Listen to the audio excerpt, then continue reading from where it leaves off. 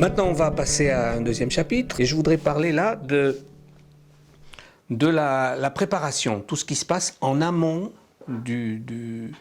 en amont du projet, dans sa gestation, sa préparation, ce qu'on appelle la pré-production. En effet, donc, je viens d'avoir un flash pour un personnage, comme je disais tout à l'heure, ou pour une situation. Bref, je me dis, là, il y a un sujet, mais c'est encore intuitif dans ma tête. C'est une impression, et peut-être même qu'à l'usage, à la réflexion, je vais finalement l'abandonner, parce que non, c'était une erreur. Mais si au contraire ça se confirme et que j'accumule des raisons de penser qu'il y a vraiment un film à faire dans le domaine qui m'a intéressé comme ça, je vais partir en repérage. Qu'est-ce que ça veut dire? Ça veut dire que je vais aller sur le terrain et je vais creuser la chose. Je vais rencontrer d'autres personnages, je vais me documenter aussi, je vais lire, je vais apprendre des choses sur le passé de cette situation, de ce personnage, ou qu'est-ce qui l'a conduit à devenir ce qu'il est. Je vais ainsi peu à peu accumuler dans ma tête, et je vais aussi peut-être un petit peu filmer des choses ou prendre des photos, de manière à arriver à un stade où il me semble que je domine le sujet. Mais maintenant, on est encore dans ce qui pourrait peut-être s'écrire sous forme de papier dans la presse. Mais c'est pas ça un film. C'est porté par des personnages qui vont incarner divers aspects de la problématique. Et c'est une chose qui s'apparente presque à un casting. Quand on voit un film, par exemple avec De Niro dans le rôle d'un gangster et Al Pacino dans le rôle du flic, qui vont se canarder, se poursuivre l'un l'autre et incarner à l'image le bien et le mal, ou le mal et le bien dans le cas de ce que je viens d'expliquer, et bien là c'est presque un peu pareil.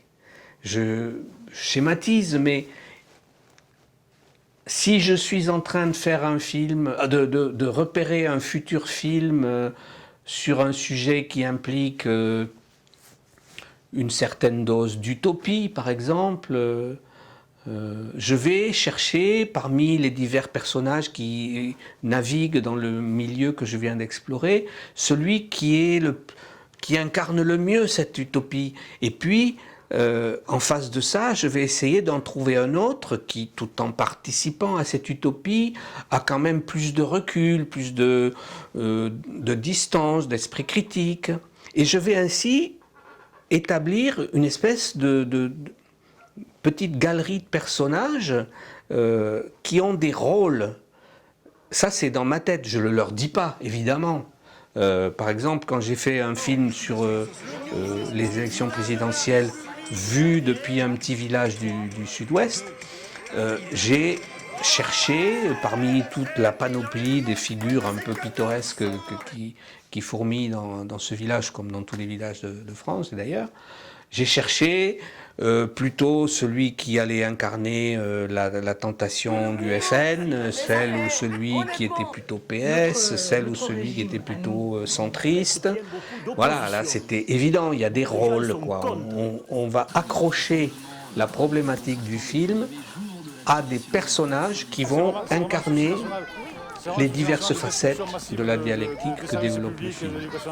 Alors, ce qui est marrant, c'est qu'une fois sur le tournage ensuite, il peut s'avérer qu'on a complètement été à côté de la plaque et que le garçon qu'on avait choisi parce qu'il était jeune, il a les yeux bleus, il est bouclé et puis il semblait incarner l'utopie flamboyante, peut-être que lui-même, au moment où on va filmer, va tout d'un coup avoir un revirement de réflexion et se montrer très critique, avoir beaucoup de distance par rapport à la dite utopie qu'il était censé incarner. Mais ça, c'est magnifique quand ça arrive, parce que ça montre toute la complexité, la richesse de la vie, que les gens ne sont pas figés, les gens ne sont pas comme ça, des images arrêtées, et qu'ils ont toute une complexité en eux.